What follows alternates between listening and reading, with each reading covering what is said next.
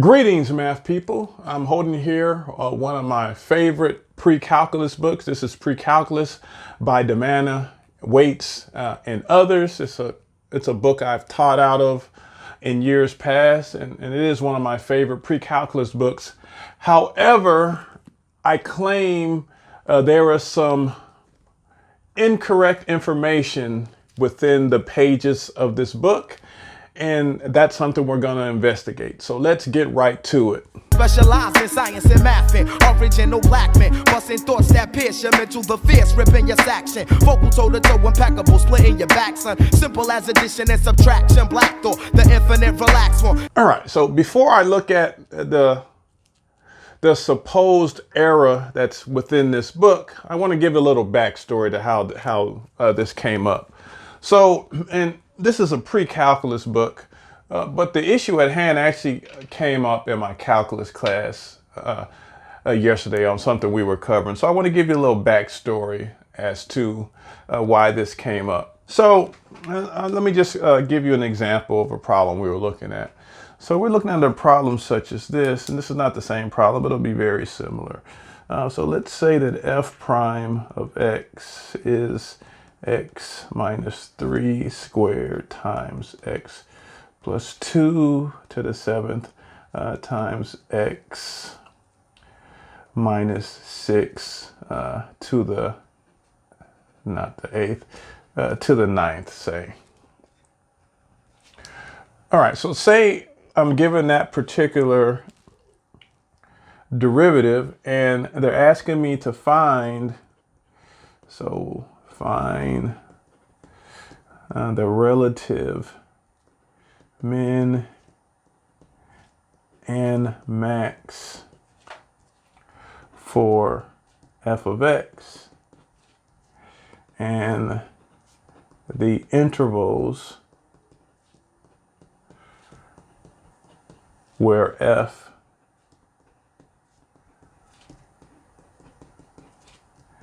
is increasing and decreasing. All right, so we did an example like this in class, and you know, some of the results of this example is kind of what led to the supposed error in this pre-calculus book. So, you know, given a problem like this, we're already given the derivative, and what we do is we construct a sign chart. So what we want to know where this derivative is positive and negative, you know, in terms of increase and decrease. And where the derivative is positive, we say f of x is increasing, where f prime of x is negative, we say f of x is decreasing. And when there's a change in the derivative from positive to negative, that's a location of a relative max. And when there's a change from negative to positive, that's a location of a relative min. And we kind of get all that information for something called a sign chart. So if you're unfamiliar, I'm going to construct a sign chart for you real quick. And I guess before I do so, the first thing I'm going to do is I get numbers which are called critical points. And critical points are values of x that either make the first derivative 0 or undefined. Well, this is a polynomial function, so it's fully defined for all numbers, but it'll be 0 at 3 different values of x, and that would be positive 3, negative 2, and positive 6. So I think that's pretty clear there. So I'm just gonna show that I have critical points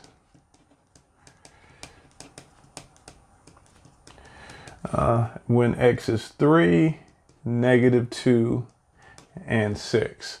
So if you never have constructed a sign chart in a scenario such as this, what I'm going to do is put these numbers in order from least to greatest, with a negative infinity before the smallest and a positive infinity after, and then kind of construct the signs therein. So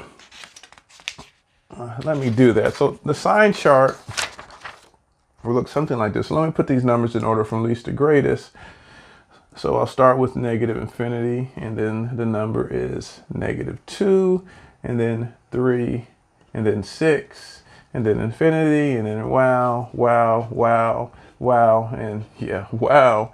And let me just rewrite the derivative for handy reference. X minus 3 squared, x plus 2 to the 7th, and x minus 6 to the ninth. All right.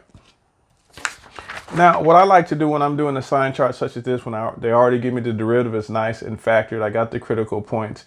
You know, when they're factors like this, if any factor is raised to an even power, on my sign chart, I put a little asterisk by it. And what that asterisk signifies is it's not going to change signs at that number. It's just not going to change it when it's raised to an even power. These others will change signs. And it's kind of reminiscent, if you would, if you just look at this function x minus 3 squared, just say theoretically that was just a function by itself. And so if that was just a function by itself, its graph would look something like this. And this is where x is 3. And at 3, make sure that's visible. At 3, it would hit the x-axis, but there wouldn't be a sign change on the x-axis. And so, again, these are signifying sign changes. So anytime a particular factor is raised to an even power, there's not going to be a sign change. Hence the asterisk. Just making sure that I remember that. All right, so what I'll do is I'll choose a test value. And, you know, some people would choose a test value on each interval. I'm just going to choose a test value for this first interval. So any number that's less than negative 2, I'll do negative 3, but any number less than negative 2 would work. And I'm going to figure out the sign of the derivative at that number. And that means the sign of this whole column would be there. And then from there, I'm going to just alternate the signs in each column until I get to this column with the 3. The signs won't alternate. And then after I get done with the 3, it'll begin to alternate again. So, you know, just to show you. So let me first see what happens with negative 3. And this is called a sign chart, not sign as in the trig function, but sign as in positive, negative. And so therefore, when I plug this number in, I'm only concerned with the sign of the result. And so first of all, no matter what it is, if it's raised to an even power, it's going to be positive. So that result's going to be positive. I do that without thinking. A negative 3 plus 2 is a negative number.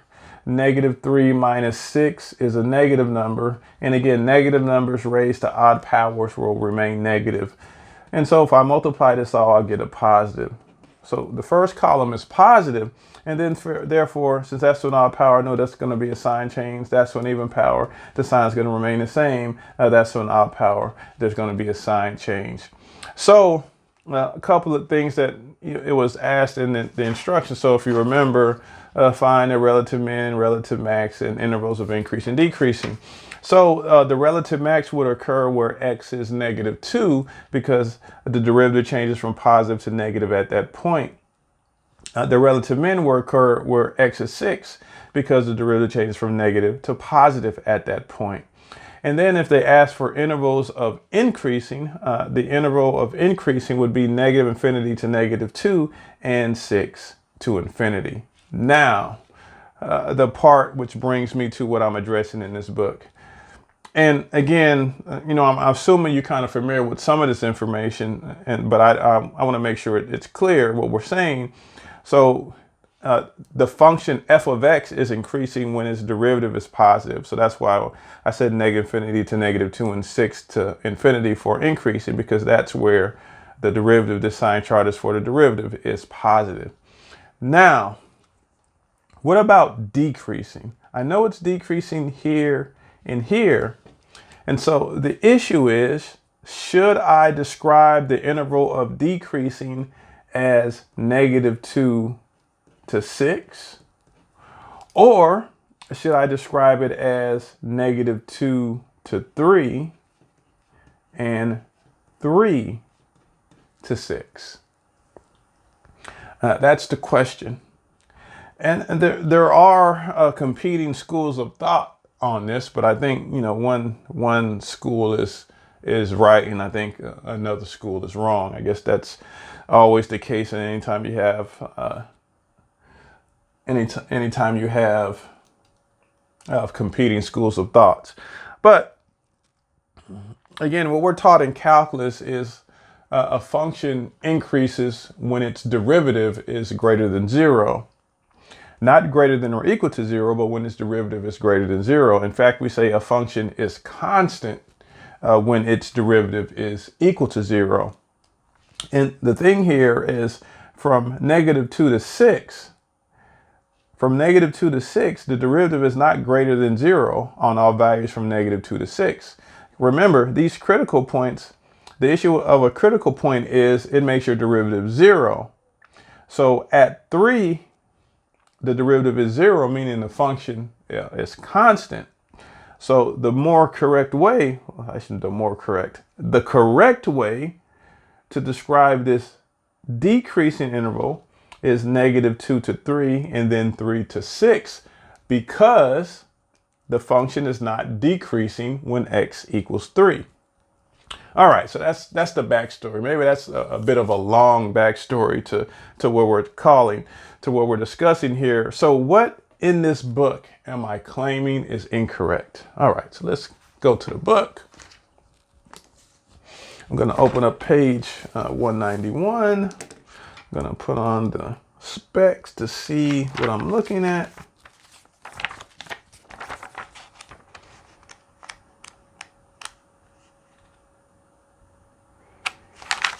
And here I claim is the spurious claim. So see if I can get this in. It's kind of on the page that's going to be furthest away from the document camera.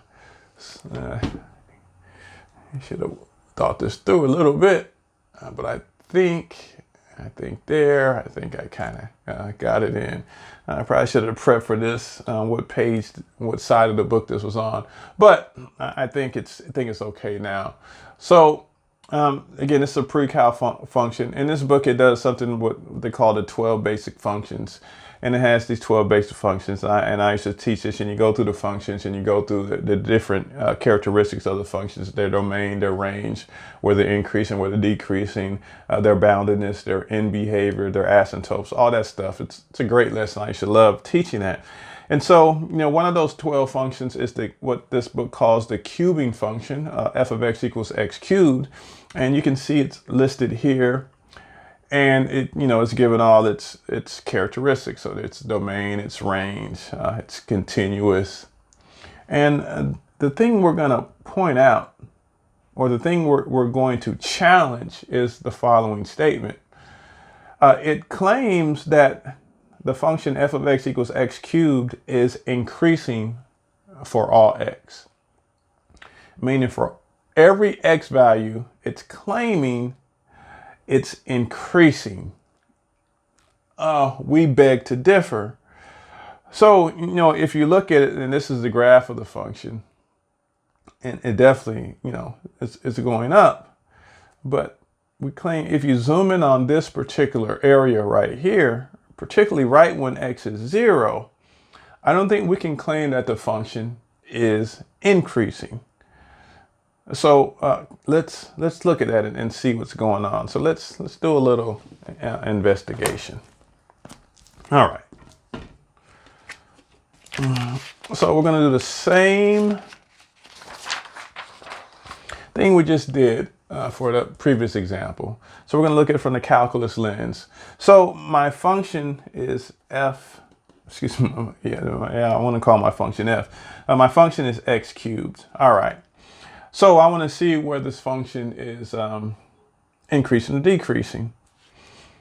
So I'm going to take its derivative. Again, in the example I showed you, the derivative was given here. I have to take the derivative. That derivative is 3x squared. I'll set that derivative equal to 0 because it's a polynomial. It'll always be defined to determine the critical points. Remember, critical points are values of x where the derivative is either 0 or undefined. This derivative will be defined everywhere, but it will be 0 when x equals 0. So x equals 0 is a critical point. And so I can construct a sign chart with 0, infinity, negative infinity. I can choose a number less than 0, say -1 for a test value, but that's being raised to -1 squared is positive times 3 is positive. And again, this